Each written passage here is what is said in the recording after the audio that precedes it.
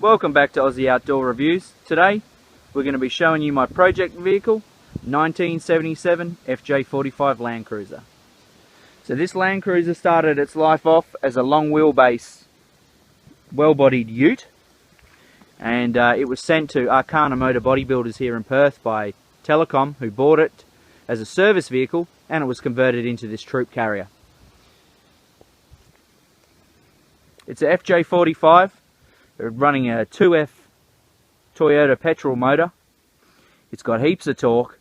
It goes great. It's very, very reliable, but it really chews the juice. So I'll just give you a quick walk around here and show it off to you. So we've got a custom made heavy duty roof rack system with these bars here. There's a ladder on the back where you can climb up, you can hop up onto the roof rack there. It's very stable. Underneath the roof rack, some trusses.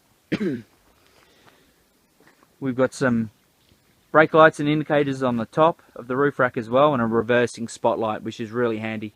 The one thing that I am going to be installing is a reversing camera to go on my HEMA HN7 off-road navigator, and I'm going to be slotting it into this hole here from an old air connection from when it was a Telecom vehicle. I've taken it away on a few trips now, and it is a absolute weapon. It is very slow, there's no getting over that. It's very heavy, but the engine and the gearing in this old girl definitely make up for it. You can see it's got the original wheels on it and tyres, probably by the looks, the same brand of tyres anyway. It's got the old split rims. This is something I'm going to be changing, probably going to be my first change to the vehicle. Off-roading, I'm not too keen on lowering and pumping up the tyres with that split ring, because they are known to break and come off and go flying across the field or wherever you might be parked. So they can be quite deadly. It's a leaf sprung vehicle. It's got no power steering. It's got no mod cons. It's got manual locking hubs at the front.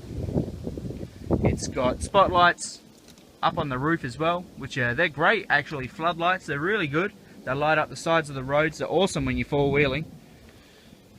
Dual batteries, UHF, 40 channel. You can see it's got another spotlight on the front, whereas the two on the roof are floods.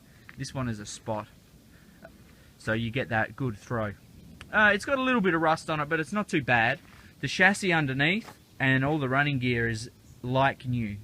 The reason that I bought this 40 series over any of the other ones was basically because the rust was completely insignificant in the chassis. So getting her in, you can see she's pretty agricultural inside. It's only a two-seater. I do have a bench seat to go in the front. I've just got to get some more seat belts and fit those. So you can see up the top here I've got my CB. It's got a pretty decent stereo in it, but you can't hear it. If you're going 100 k's down the highway, you're not going to hear the stereo. That's the big old school aircon. It works. It's actually really good. I've got a caravan brake booster just down there below to the stereo. It's got dual tanks, and it's also on gas. So I think it's a 100 litre main tank right here under the seat. I've got another fuel tank in the back. I think it's from an old Ford Cortina from the 70s, and I've also got a fairly decent gas tank under there. I believe that's around 100 litres, possibly just under. But when she runs on gas, excuse me, she runs great. Lots more power than when she's running on the old unleaded. So in the back you can see it's a bit of a mess, but I guess you can get a gauge of how big this vehicle is. I've got two full-size doors lying in there. I'm going to be doing a bit of home renovating. You can see there's my bench seat that I need to install. It's got a few rips and tears, but I got it for 20 bucks, which is a lot better than the old 800 that I've been seeing around the traps. There is actually a bed in the back that the previous owner put in. I could sleep in there if I sort of curled my knees up. It would keep me out of the rain at least. The two front windows sliding window, so you can have those open when you're driving along. And in the summer, they need to be open all the time. One of them's got fly mesh on, the other one doesn't. I've got some LED strip lighting that I've installed here. It's pretty rough at the moment, but it works a treat when you're out camping. You can just roll it out, throw it out anywhere. I was going to tape it around the roof rails, but when I went camping, I actually used it out the back of the vehicle. So I'm just going to tidy it up a bit nicer and use it like that. She'll be right. I've got 2 new seatbelts in the back, so there's 4 seatbelts in here. But there's, you're not actually allowed to have anyone sitting in the back. That'd be pretty illegal, I'd say, the old coppers would reckon. Alright, so what we'll do now, we'll start her up. There she is running, 2F petrol, running on gas at the moment. Bloody beaut engine. Running great. I think it was rebuilt 100,000 Ks ago. She's going strong. Starts first time, every time. Can't beat that. I've got an air compressor here inboard. This is a converted AC compressor. Down here, this is all my oiler on my hose connection, so I can run tools if I need to. I can pump up the tyres once I've got off the tracks. My battery isolator, it's a green. My batteries are wired together, so this just isolates 1 or 2 or both of the batteries when I'm out camping.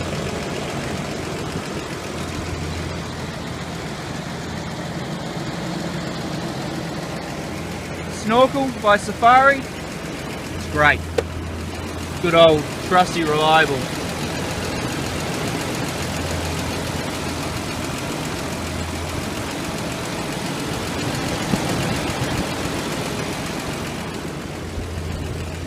Go down, you can see the exhaust.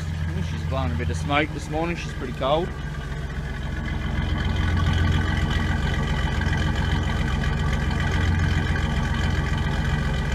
Sounds like a boat. Here we go, guys. Off we go. I'm recording this on my iPhone, so if the quality's not too good, I do apologise, but it's just a quick teaser video. We'll be doing a lot of work to this. I'm going to be cutting out all the rust and repairing it properly. I'm not going to mess around. It's a great full drive. Doesn't owe me anything. I've taken it away 4-wheeling. It goes brilliant through the sand. It's just a little bit uncomfortable on the road. Leaf springs, old. The guy who had it before me managed to get somehow a full steel plate in the rear back of leaf springs, so she rides really rough. I'm sure you can hear her bouncing around. Doors are rattling, windows are rattling, so it really needs to be taken off the road for 6 months and a bit of a rebuild. Show us some TLC, you know, because the engine and the running gear is fantastic. Not a drama there whatsoever. It always starts first time. I just left it for 3 weeks. Got in here this morning. It's been bloody cold. I think it was 6 degrees Celsius last night, so it's cold for us. And 3 pumps of the throttle before I start her up, and she kicked into life straight away. Can't really ask more than that from a truck from the 70s. So really, I think this is one of the only true four-wheel drives getting around these days. You know, something that you can repair out on the tracks yourself without having a shitload of mechanical aptitude. There's no electronics on this to go wrong. Got a carby, not a worry.